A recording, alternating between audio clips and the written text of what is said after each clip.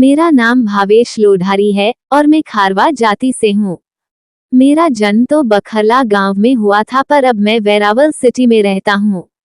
करीब 6 महीने पहले की बात है। मेरी नौकरी छूट गई थी और मेरे पास खाने पीने के पैसे भी नहीं बचे थे। हालत इतनी बुरी थी कि कई जगह से उधार लेकर खाने पीने का खर्चा चलना पड़ रहा था। उन दिनों कुछ भी करके मैं पैसे कमाने के लिए तैयार था। पैसों की तंगी की वजह से मैं इतना डिप्रेस्ड था कि सही गलत का फर्क भी मिट चुका था। अपनी उसी कंगाली के दौर में एक बार मौत के मुंह में जा पहुंचा था। करीब 6 महीने पहले की बात है। मेरा पड़ोसी मनसूख मेरे घर आया। उसने मुझसे कहा कि यार, पैसे कमाने का एक आइडिया है। मैंने कुछ भी पूछे बिना मनसूख को हाँ बोल दिया। मैंने उसे कहा कि काम कुछ भी हो, पैसे मिलने चाहिए। अच्छाई बुराई भान में गई। पेट में आग लगती है तो रोटी से ही आग बुझती है, आदर्शों से नहीं। मनसूख ने कहा कि आज रात 12 बजे तैयार रहना। 3 घंटे का काम है और 5,000 मिलेंगे, आधे तेरे और आधे मेरे। मैंने डील डन कर दी। उस रात मनसूख रिक्शा लेकर ठीक 11:30 को मेरे घर आ गया। मैं भी कुछ भी सोचे बिना उसकी रिक्शा में सवार हो गया। मैंने देखा कि रिक्शा में फावड़ा, कुल्हाड़ी और अन्य खुदाई के औजार थे। मैंने हंसते हुए मनसूख को बोला कि भाई, किसी का खून करने तो नहीं जाना है ना। मनसूख बोला कि ना रे, चिंता मत कर, मैं हूं ना, कुछ लफड़ा नहीं होगा। थोड़ी ही देर में मनसूख ने रिक्शा एक कब्रिस्तान के पास रोक ली। फिर मुझे कहा कि चल फावड़ा और कुल्हाड़ी ले ले, हमें अंदर जाना है।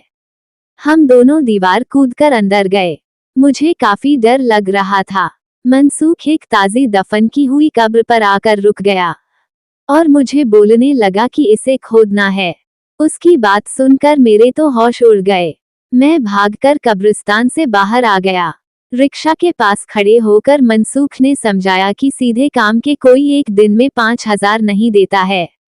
अगर तुझे ये काम नहीं करना है तो निकल यहाँ से, मैं किसी दूसरे को ढूंढ लूंगा।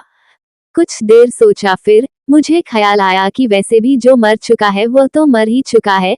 उसकी लाश का कौन क्या करेगा, उससे अब किसी को क्या फर्क पड़ेगा। वैसे भी अगर कुछ करके पैसे नहीं कमाए तो मेरी लाश भी किसी गटर के पास पड़ी होगी। थोड़ी ही देर में हिम्मत करके मैं उस घिनौने और गलत काम के लिए राजी हो ही गया। कुछ ही देर में हमने उस कब्र को खोदकर लाश बाहर निकाल ली। वह एक आधेड़ उम्र की औरत की ताजी लाश थी, जिसे शायद उसी दिन सुबह में दफनाया गया होगा। उस लाश की बदबू सिर फाड़ देने वाली थी।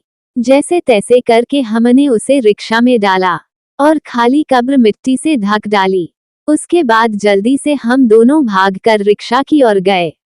रिक्शा के अंदर देखा तो हमारी जान निकल गई। वहां रिक्शा से लाश गायब थी। यह अजीब घटना देखकर मेरे तो रोंगटे खड़े हो गए।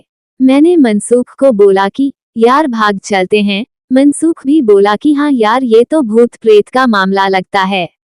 हम दोनों फौरन उस जगह से भागने लगे। मनसूख ने फौरन रिक्शा चालू करना शुरू किया, पर उसकी रिक्शा चालू हो तब हम वहां से भागे ना।